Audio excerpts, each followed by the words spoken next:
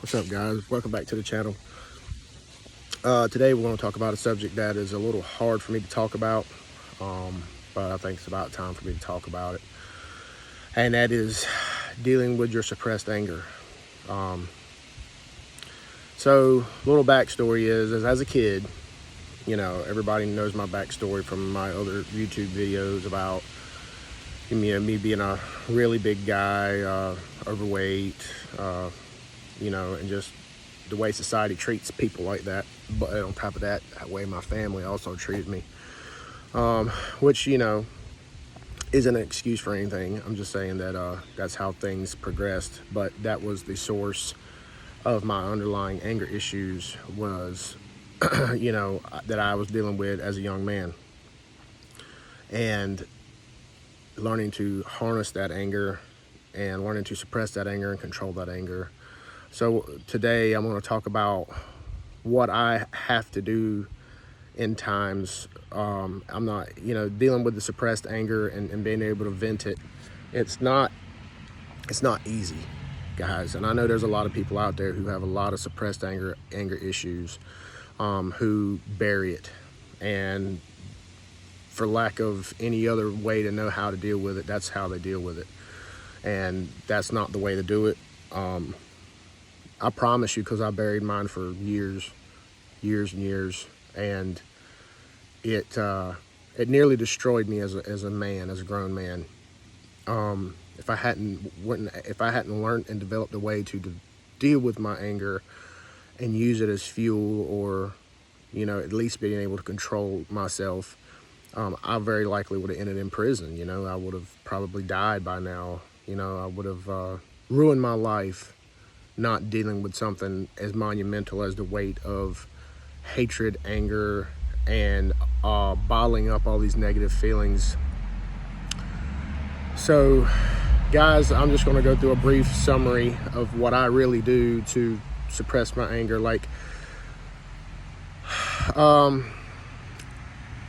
Anger for me it isn't a constant battle. It is a tsunami wave. It comes at me in spouts, and in spurts and stuff. And it's not very common that, I will lose control of it. It's very, very uncommon, as a matter of fact. But every once in a while, I'll break a little bit, and then I have to reel myself in. So the first thing I do, guys, is with my anger, if I'm feeling it come on, I put on music that I know that helped me get through it back then, help me deal with it. The music, the submersion of the music, sometimes I have to turn it up pretty loud. I have to kind of like be immersed in it. And I'll sing the songs, and I'll get the emotions out. I'll fight them, and then I'll let them just kind of pour out of me alone somewhere. And the music really, the old music that I used to listen to 20 years ago, 30 years ago. I mean, I'm telling my age now, right? But that music is what helped me get through it then, and it helps me get through it now. It's just I'm dealing with it in different ways, but back then I would use that music to help me suppress it. Now I use that music to help me get through it. And it varies from artist to artist and style to style. Most of it's, really heavy, grinding metal music that I've listened to when I was young. But to this day, it helps me fight through it. Another thing is, I talk to people about my problems, about what I'm thinking, what I'm feeling. Now, it is a true confidant that I talk to. It's not somebody that I don't trust. I mean, it's somebody that knows my everythings, my confidant. I just tell them, hey, I need to talk to you. I just need you to listen. If you have to put the phone down and just listen to me. And I ask them to do that. And they do. And thank God for those people in my life that listen to me in that way, because I would be dead without you. And thank God for that. So I do talk my way out of my anger. I tell the person that I love and that looks out for me and listens to me, just listen to me. Put the phone down if you have to. If you're not you know, if you're doing dishes, whatever, just please listen to me and help me. And then they do, and then I feel better at the end. And another thing is I use it as fuel. So when I'm very, very, very angry, I clean my house, wash my sheets, fold my clothes. If they're already folded, I'll fold them better. I'll get out in the yard, I'll mow the grass, I'll do the weed eating, I'll pull weeds out of the grass, out of the flower beds, I'll work on a car, work on a truck, I'll weld, something. I put my hands to work doing stuff that's positive and not letting them sit idle and give them a chance to do something negative. Whereas back in the day, I would bottle it up. And bottling it up, guys, is the absolute worst thing you can do when you have anger issues. You cannot bottle your anger up, because that will absolutely erupt one day. It's like shaking up a Coke bottle. You know, you got a Coke bottle, you bottle it all up, and you put a lid on it, and it's under pressure, and then you shake it and shake it and shake it and shake it, and then eventually, man, when that top pops, it's freaking explodes. You know, you cannot do that. That's how people get themselves in predicaments that they can't get themselves out of. So you have to learn to vent your anger. You have to learn to overcome your negative emotions and figure out a way that works for you to deal with them.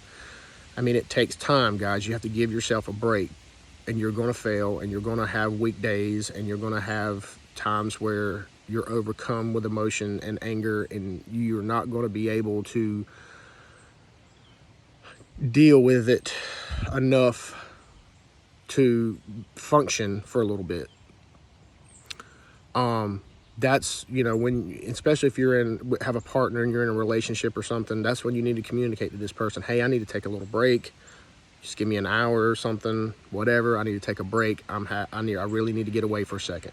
Or I'm going to go outside for a little while. I'm going to go for a walk, you know, and communicate with this person and tell them that you're battling some things, and you just need to take a little break, and you'll be all right. And then if this person is really good for you, and your partner is good for you or whatever, then they'll understand that. But guys, you know, it's sensitive for me because I've been dealing with this issue the entirety of my life. I've got a really good handle on it now. I rarely ever lose my cool, very rarely. I mean, it's hardly ever, really, you know, nowadays, because I've learned how to vent and learn how to deal with it. But guys, when you grow up as a kid and you're taught that, you know, you don't show any emotion, you know, alpha maleism is an absolute necessity to function in my family at that time. You know, I rarely seen my males in my family cry at funerals of people who died. You know, I don't even think I've seen any of my uncles or my granddaddy or anybody cry until my grandma died in 1994, you know. So it was really hard to come up in an upbringing where that is prevalent, you know, where we don't talk about our emotions, where we bottle everything up, where we don't address it. We're expected to be the manliest of men. And having strong masculine traits is a great thing, but you have to be able to channel your negatives as a man, or they will destroy you, man. You'll have undue stress that you'll carry forever, and you can't do that. You have to vent it out. And plus, you know, I mean, me being, you know, a big guy and overweight and all those things, and all the rejections and all the ridicules and all the really bad things that happened to me, and it was like a never-ending faucet of bad that never seemed to have much good. And whenever some good did happen, I was, you know, waiting for the bad to drop. You know, anything that would happen good, I was like, all right, so here comes the bad. And sure enough, you know, that's how it went. But that's life, guys. Everybody deals with that stuff, right? So some people deal with it more than others. I mean, that's just the way life is. Nothing's fair. Nothing's set in stone. Some people have it better than others. It just is what it is. I just happen to have it bad. And then, you know, I externalized my my pain and my suffering onto everything else instead of looking inward and fixing what's inside of me first and dealing with it in that way. I tried to make it out like the world was against me when it was really me against myself. I had to learn to deal with my problems. And I was unwilling to make the changes, or not really unwilling, but more or less I didn't have a guide. I was unknowing how to make the changes.